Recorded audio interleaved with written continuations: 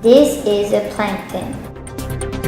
A plankton is an animal or a plant that lives on the surface of the oceans and usually near the coast. Planktons are the beginning of the food chain for a lot of fishes.